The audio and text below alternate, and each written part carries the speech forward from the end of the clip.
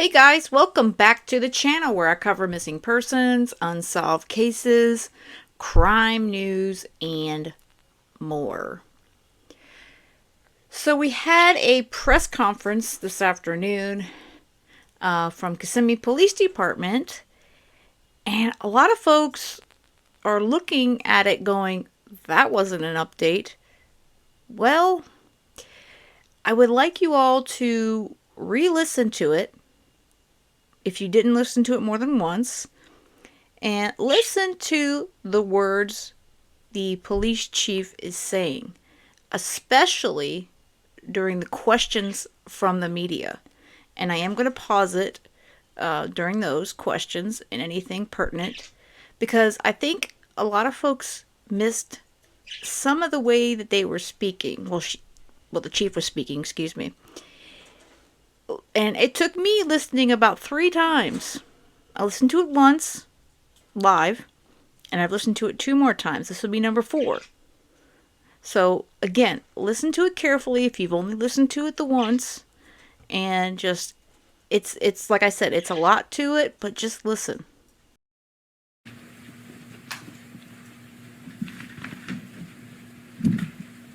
Good afternoon. Thank you for joining us today and allowing us to provide an update on our investigation into Madeline Soto's disappearance and death. Madeline was reported missing on Monday, February 26, 2024, just 1 day after her 13th birthday. Since then, our investigation has been relentless, fueled by the unwavering commitment to uncover the truth. During our forensic investigation, we uncovered disturbing evidence, graphic images, and videos depicting crimes being committed. It was during this examination that we learned we needed to act swiftly to remove the suspect, Stefan Stearns, from our streets. Despite the arrest, our investigation into her disappearance remained ongoing. We understand the importance of thoroughly exploring every lead and piece of evidence. The Kissimmee Police Department, along with other law enforcement agencies in Central Florida, continue their search for Madeline for the next several days following her disappearance, and we turn to the public for help. During this time, our investigators combed through a significant number of tips, and on March 1st, we received information placing Stearns' vehicle in a rural area of St. Cloud, where ultimately Madeline's body was discovered. We are all deeply saddened by the outcome of Madeline's disappearance. The Kissimmee Police Department continues to piece together the timeline leading up to the events that occurred. I want to address some questions we are receiving from the media in everyone's effort to keep the community up to date on this tragedy. At this time, Stearns is facing a total of 60 charges related to our investigation. This includes sexual battery, lewd and lascivious molestation, and unlawful possession of materials depicting sexual performance by a child. These charges reflect the meticulous work of our law enforcement community. Our detectives also are working closely with the State's Attorney's Office for the 9th Judicial Circuit and the Medical Examiner's Office on the investigation. Death investigations are complex. Tasks like forensic analysis and thorough interviews are crucial and require careful attention. It is vital to address these misconceptions in the pursuit of justice while preserving the integrity to the case. During an investigation such as this one, we gather additional information from individuals close to the deceased. Each person interviewed is treated as involved until proven otherwise. This is a standard protocol to ensure all the facts are uncovered. During our investigation, we have interviewed many individuals. Each interview has been vital to our understanding of the case. We are reviewing all of the information we received and are following up on every lead. Attention to detail and the diligence are the most important aspects of this investigation. We are committed to transparency and will provide updates when possible. Madeline's story has touched the hearts of many. Rest assured, our department is diligently working on the investigation. And while we appreciate the public's interest, we must prioritize the integrity of the investigation. We appreciate your support and understanding as we gather the facts. We intend to release additional information in the future, providing more details that we do not compromise the ongoing investigation. We vow to do everything in our power to ensure Madeline's memory is honored with justice. Our detectives are dedicated to pursuing every lead, uncovering every fact, and holding those responsible accountable. Now I will open it up for any questions. Chief, I have a question. Okay. First off, everyone heard this. She prepared the statement. And the first thing I'm hearing all over the web, social media, that was nothing. They said it was a big update. That was nothing. Well, let's listen to the media questions and let's see how Chief Holland answers some of these questions. We know that you're working behind the scenes during this investigation to make sure everything is in order, but what can you tell us new today that we don't already know? I don't have anything new that you don't already know, other than our detectives are working tirelessly day in and day out to ensure, all the facts are uncovered in this investigation. Chief Holland, is the mother a suspect or a person of interest in this investigation? And also with the videos that you uncovered, is there any evidence of the mother's involvement on any of these videos? So everyone that was close to Madeline is considered suspect until we have proven otherwise. There's one. Everyone is considered a suspect until proven otherwise. So those thinking, Jen Soto is not a suspect then, is she? She didn't say that at all. I believe she's clearly a suspect at this point. Chief, how close are we able to know what actually happened to Madeline Soto? Well, this is a very sensitive and, it's very intricate. We want to make sure that we uncover every single fact and all the evidence before, we don't want to put a timeline on it, basically, because the detectives are very meticulous in what they do, and we want to be sure that everything is uncovered that possibly can. Chief, can you release any information about the manner in which Maddie died at this point? No, ma'am. We are still waiting on the medical examiner's report. I think they have the main autopsy, but I think that we're missing toxicology. And again, she's going to reiterate, and she reiterates it already. She stated it, and she'll continue to reiterate it, that her team is working tirelessly, and they want to make sure that things are done the right way. I personally think this is awesome. And another thing, because it's taking this long, folks need to remember, I think we're dealing with something very, very deeper, much deeper than we all thought possible. We already knew it was disgusting. We already knew he was a monster. But I don't think that's even the beginning or the end of this. Chief, do you believe Maddie was killed inside of the family's home or somewhere else? We're still uncovering all of those details. I'm not going to speculate on that until we have the facts. Chief, can you tell us if Stephen Stearns acted alone in all of this? We're still uncovering all the evidence. I don't want to speculate whether he was or not.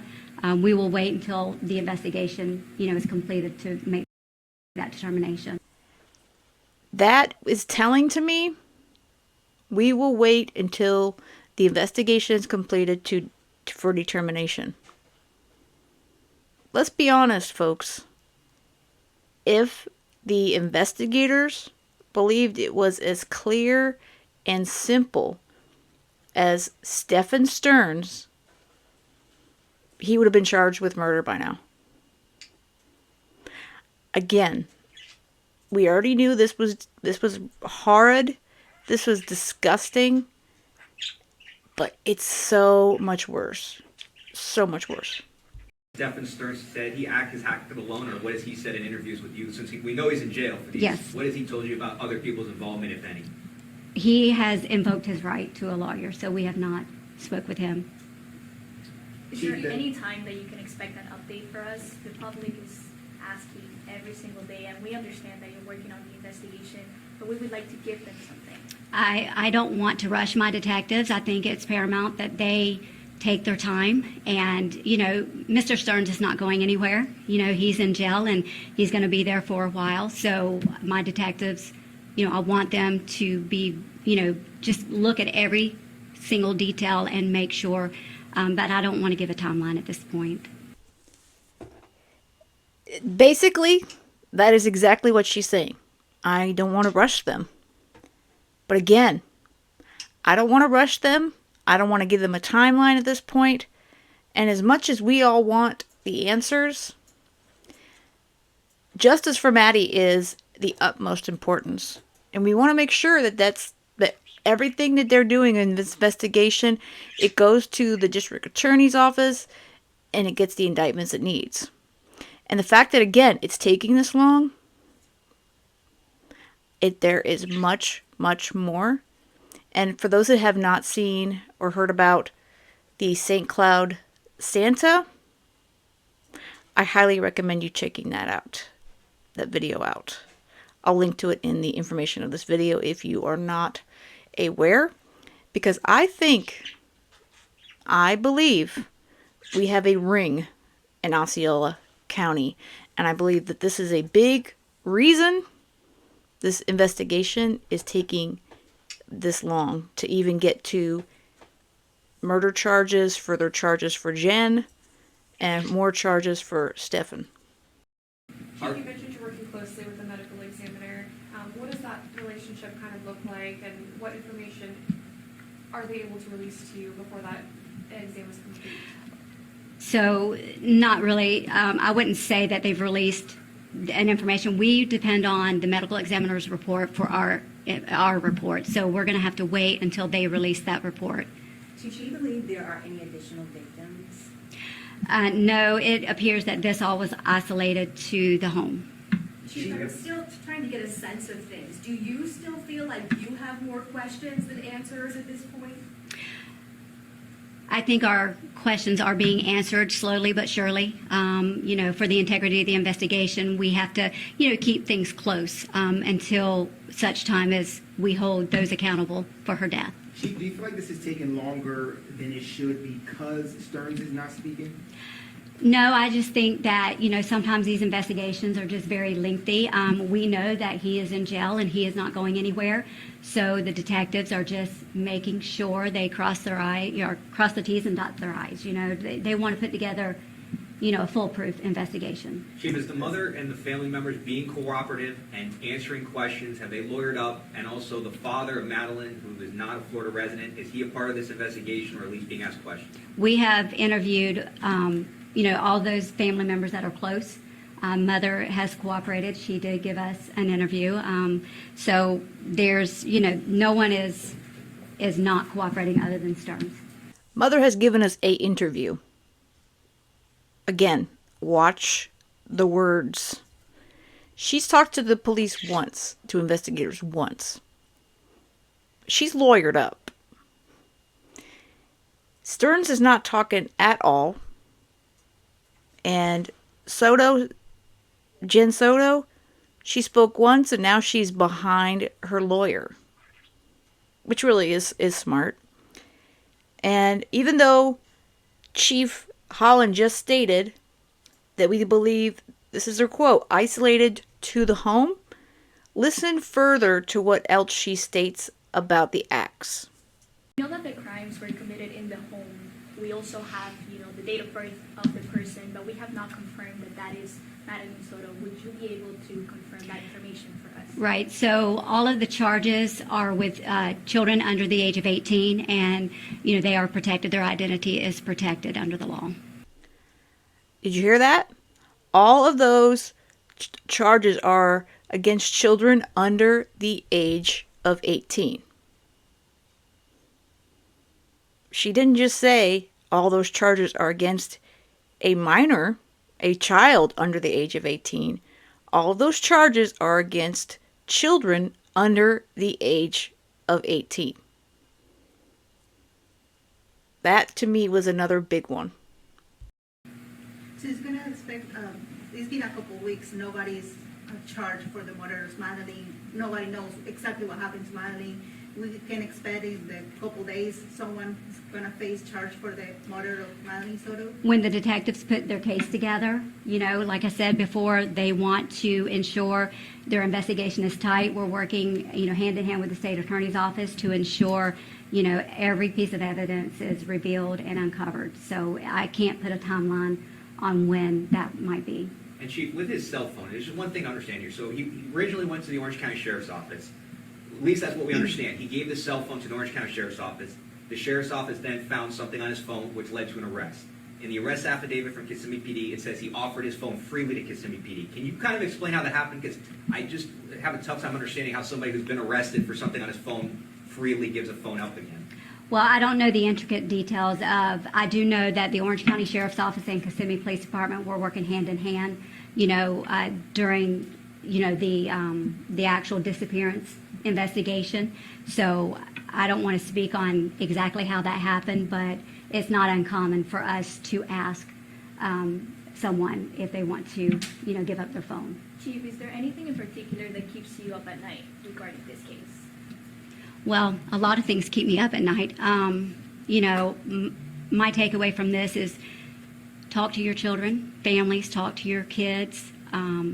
Know that there are agencies out there, the abuse hotline, Help Now, that people can report suspicion to. And I would encourage mothers and fathers to have those conversations with the kids and be aware. Last question. Had you guys investigated this family before? Not for anything like this, no ma'am. I'm sorry, can we just confirm how long that relationship was, the mother and the stepfather? That is still being under investigation. We're trying to get the timeline for that. Chief, I have one more question. Thank This you. is a case that became really big out of nowhere for a lot of people, but what has the department learned through all of this so far? Well, this was a very tragic event. I think that, like I said earlier, it's up to us, up to each family member to have those conversations with your kids and report any suspicion of abuse to your school resource officer, to an adult that's a trusted adult, to any police officer that's out there. So just report it and let the law enforcement community investigate. Okay. Thank you. So, again, nothing burger, which was the phrase I'm hearing, or something that you had to really listen in for.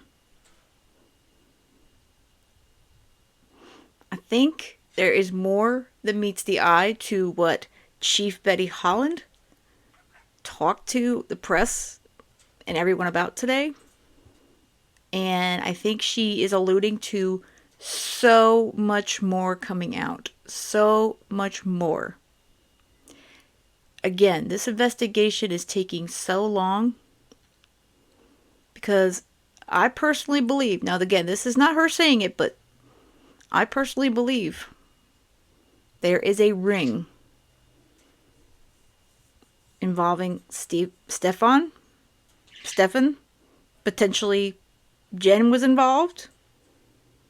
Again, she's still a suspect in this case, per the chief. And I believe St. Cloud Santa and his son, I believe they were a part of it. Believe this is going to be broke open very, very, it's going to be big, guys. It's going to be big. And I would not be surprised if there's ties back to the Big Mouse. There is a lot going on. And I believe that Kissimmee Police Department is working very hard. And I applaud them. I really, really do. Because this is a huge case. This is a huge case. We already just alone have over 60 charges for Stephen Stearns. And it's not just for the SA of Madeline Soto. There is charges for those under the age of 5. And I believe Madeline, the youngest she would have been about 8. And there is much worse than that in that probable cause affidavit, which I will not read here. Again, this is about to be broken wide open. And it's great that the community is everyone's keeping law enforcement aware that we want to know. We want answers. I think that is important, but we also need to understand that as much as we want to know, they have to do their job. And it takes a lot of time, and I believe that we may even be having a grand jury meeting sometime soon on this case. I wouldn't be surprised if there's more indictments coming down the road. And unfortunately, there could be proffers. That's a whole nother thing as well. But I really believe so much will be coming out in the coming weeks on this one. And I think we just need to be patient. But at the same time, we need to make sure that this beautiful girl right here, 13-year-old, barely 13-year-old Madeline Soto, sweet Maddie, she's the one that we are out for. We want to make sure that she gets justice, and that's what we want. So let me know what you guys think of all this. I will be going this weekend to Kissimmee, and I'm going to be doing some video and some drive-arounds, getting some footage to do on a video. Hopefully, I'm planning on going there on Sunday, because I have a lot going on Saturday. But I'm definitely looking forward to going out there. Again, like I've told you guys, I grew up out in that area, so I'm very familiar with Osceola County. So I plan on going out there, and I'm also waiting for my FOIA request to come through on a lot of information on this case that is available currently. And once I get that, if I get that tomorrow, because as I record this is Thursday, if I get that tomorrow and there's anything I can let out, I will do another video. Otherwise, definitely expect a video on this probably Monday, unless something breaks. But again, let's keep the hope. Let's remember what we're all looking for is the justice for Maddie. All right, guys, I hope you have a great rest of the day, and most of all, stay safe.